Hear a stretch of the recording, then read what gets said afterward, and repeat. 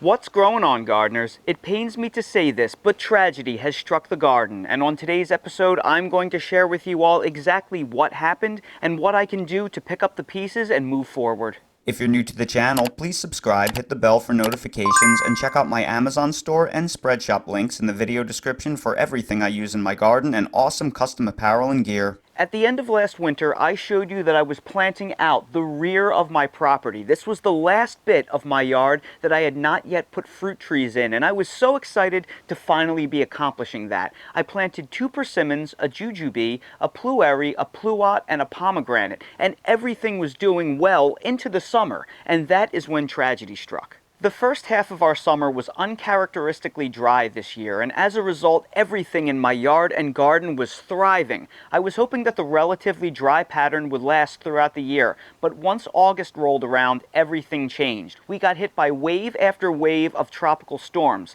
3 in total this year, and over a 6-week period from August 4th to the middle of September, we got over 31 inches of rain, mainly from Tropical Storm Debbie and from PTC-8, which just devastated my yard and garden. And unfortunately, this was just too much rain for my freshly planted bare root fruit trees to handle. While they were waking up, they didn't have a strong enough root system. And while my pomegranate here did just fine, unfortunately I lost my pluery. That used to be planted right here, and as you can see, there is just an empty stake with a tree no more. My large pluot did pretty well that you can see right here. It weathered the storm. But next to that, my coffee cake persimmon bit the dust. Unfortunately, it could not handle all the rainfall. And while I held out hope that this new jujube could weather the storm, it unfortunately died on me as well. I did the scratch test at the bottom here recently, and this tree is dead as a doornail. There is no coming back. You can actually see where the majority of the water pooled from the storm. See, most of my mulch layer here is still intact, but over here you'll see all of the mulch washed away for whatever reason, and this area has become overwhelmed with weeds, so it all has to be cleaned up, and I'm going to have to replace the fruit trees that died on me. And by the way, it was pretty obvious that the trees were suffering. This is my original pluery, and this is my coffee cake persimmon. They had both taken from bare root. They were all leafed out and looking beautiful, and after that second heavy rainstorm, the leaves started wilting, so it was obvious that the trees were in distress. You see, the roots need to breathe oxygen in the soil, so when you get too much rain all at once and the soil can't drain, the roots start to suffocate, so it was obvious that the trees were suffocating, and I tried to save them. I dug them up and I tried putting them in these pots with a very fast draining mix to see if the roots could recover and the trees could bounce back, but unfortunately the damage was done and these are dead as a doornail. I checked all the branches, I scratch tested the bark, they're no more. One of the things that I've prided myself on over the years is my ability to transplant. Over the well over 50 fruit trees and fruiting bushes that I've planted around my yard and garden, I've never lost a single one. So to lose 3 all at once out of 6, well, that was not only demoralizing, but I'm out over $150. It's going to cost that plus freight to replace those trees. So, I mean, that's kind of a big deal. Now, repeat this phrase with me. I cannot fail if I do not quit. If there is one thing that I want you to take away from my videos, it is this. Failure, by definition, is an end result. So if you never give up, then you are always in the process, and you cannot have failed, by definition. So, because I refuse to accept failure and I never quit, I'm just going to pick up the pieces and move forward. Now, I debated, do I want to just wait until the winter and order myself some bare root fruit trees and plant them again in the spring? And I decided no. I already lost an entire growing season. I can't afford to waste more time, and bare root fruit trees take a while to get going in the spring. So I wanted to find a nursery that still had some actively growing trees in stock for a reasonable price with freight. And Bob Wells Nursery out of Texas still had 2 trees available for a reasonable price that were actively growing, and they were willing to ship. And this is still the same flavor punch pluery, and it is the coffee cake persimmon. So these are the exact trees that I lost So I'm going to be able to replace these two one for one and get a big jump start on the growing season. So I'm not going to lose all that much, but $100 in the grand scheme of things. And while $100 is no small sum of money, you have to ask yourself this question: what will I miss more in 3 years? The $100 I just spent on these two trees, or will I miss not having a harvest off of these trees in 3 years from now when I otherwise could have? And I can tell you right now, I'm going to forget all about the $100, but I will be devastated if I won't be able to pick anything off these trees within the next 3 years. Okay, both of the trees have been placed and they have been partially planted, but this time, because I know that this soil back here has some drainage issues if we get persistent heavy rains, I made some changes. Whereas before, I dug a hole and I planted the root ball so it was flush with the top of the soil line, this time I am only planting half of the root ball.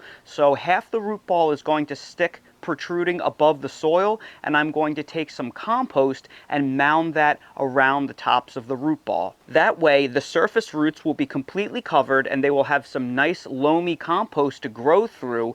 But in the event of very heavy rain, because they are planted up high on a mound, they will essentially be able to shed that excess water. So this is going to give my trees a better fighting chance if I get a lot of heavy rain within the first year before they establish and get big strong roots that can weather the heavy storms. Then I'm going to take some old bales of wheat straw that I've been having sitting out in the sun decomposing for 3 months, and I'm going to mulch the entire area, and that is going to insulate the trees because we are probably going to get a series of frosts next week, so I want all of these trees in ground ready for dormancy so they can slowly grab hold throughout the winter. And just like that, 2 out of the 3 fruit trees that failed on me have been replaced, the whole area has been cleaned up, mulched, and all of these fruit trees are now ready for the winter dormancy period. So, now you may be asking, what is the point of this video? What am I supposed to get out of it? Well, one of the things that I love doing on my channel is to specifically highlight the failures or the things that didn't go according to plan, because I find that we can learn a lot more from the failures than we can the successes. Also, I want you to see that I am not some expert gardener that has this show garden where everything goes perfect all of the time.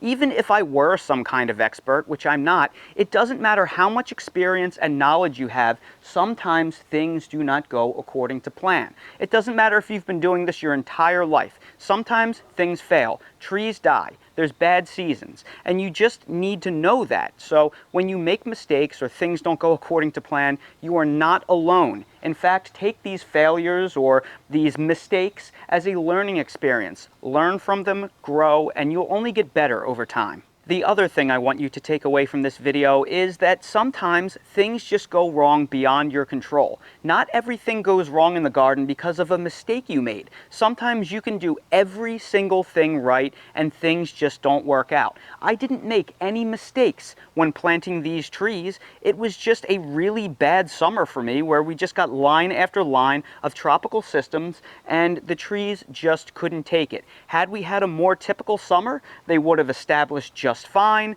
and then they would have grown roots throughout the year, and then maybe in 2 or 3 years, if this would have happened, the roots would have been hardened off and large enough that they would have been able to handle the conditions. This was just bad, unfortunate timing, and my crystal ball was on the fritz, so I didn't know I was going to have this type of horrific summer. And you need to know that sometimes it's just not your fault and things happen beyond our control. And finally, this is why planting diversity around the yard and the garden is so important. For example, you may be a person that loves apples, but that doesn't mean that everything you should plant around your yard are apples, because if you have a bad year weather-wise for apples, well, then you're going to have a total lost year. Plant all sorts of different things all over the place, tucked away in every corner, up against your house, like all of the citrus behind me. So my original plan for the things I planted in the back of the yard didn't do well, but it is going to be one heck of a citrus season. All of my plants are loaded up. With that sort of mentality, you will always have something to look forward to. I mean, just look at this. This is going to be an absolutely absurd year for oranges off of this Owari Satsuma tree.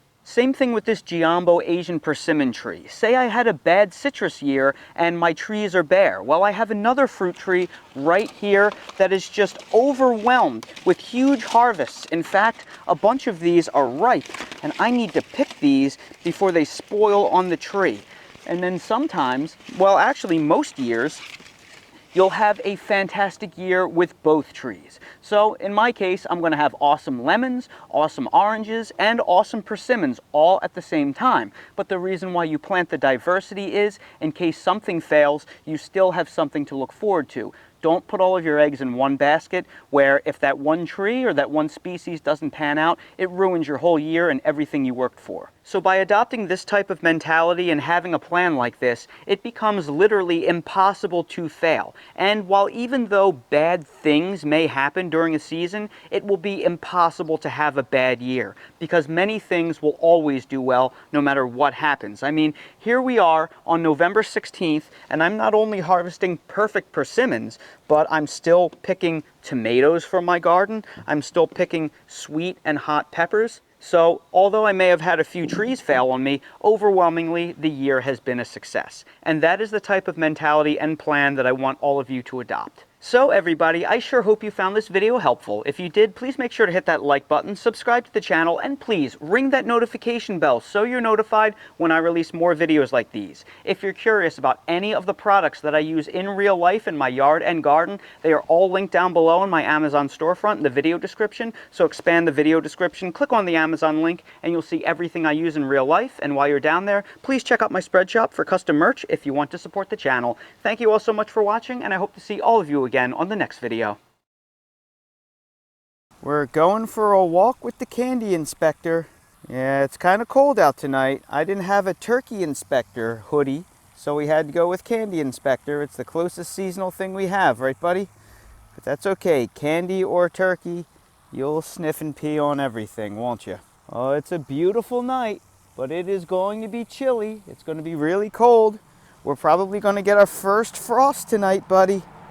So we got to keep Dale nice and warm in his hoodie. Let's keep walking.